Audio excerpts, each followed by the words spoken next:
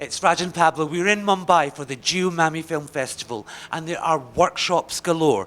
Mumbai has put film back on the map.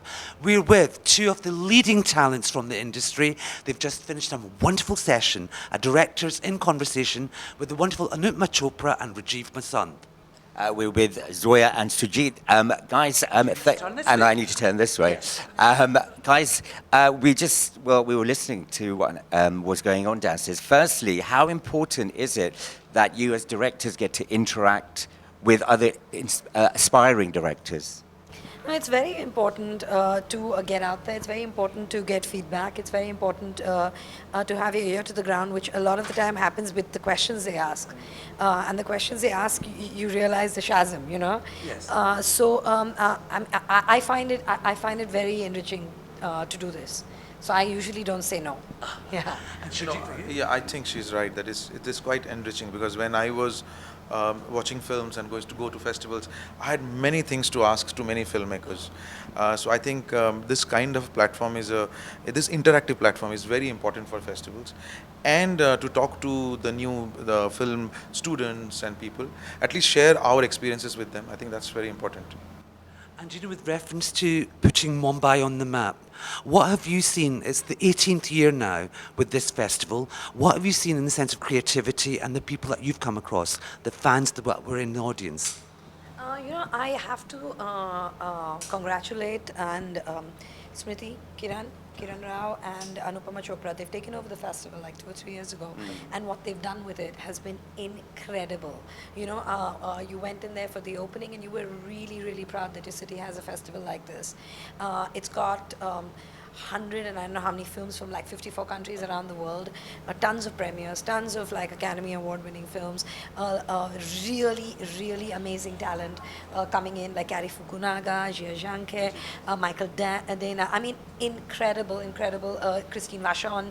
They're incredible people here. And Shoojit Sircar as well. And Shoojit Sircar. So just the kind of work that they've put in and put out there. I mean, it's amazing for the kids today to come in there, to be able to interact, to be able to see and meet and watch these films because they won't get released here. So I just see this film, the festival gathering a lot of momentum, and I see it going to be one of the most important festivals in the East. For sure. Definitely. I mean, I think she has said everything. But yes, I think this festival has really come up. I mean, the way it is, and I think in future, I'm expecting that a lot more. I mean, if we can reach the level of Dubai or the Cannes Film Festival, I think it will be brilliant. And I think we are going to reach soon. And as directors, just on a personal level, do you get quite competitive, or do you kind of think, okay, I'm actually looking forward to seeing so-and-so's movies? No, I look forward to seeing films. Do you have a favorite of your own? No, I have many favorites. There's no one, like if I like a director, I'll watch all his films. Like I will watch his films because I like him. Even if I don't like his one film, I'm going to watch all his films, always. You know what I mean? It's like that. So, and I don't get competitive in that way. No, not really. No, I think there's a competitiveness only comes in your skills, in your craft, where you want to excel yourself. That craft, that is always there, that you're constantly fighting with yourself. Okay, in last film I have, this was the engagement that I did, and this one I'm going to do, change myself and do this. You become more courageous possibly.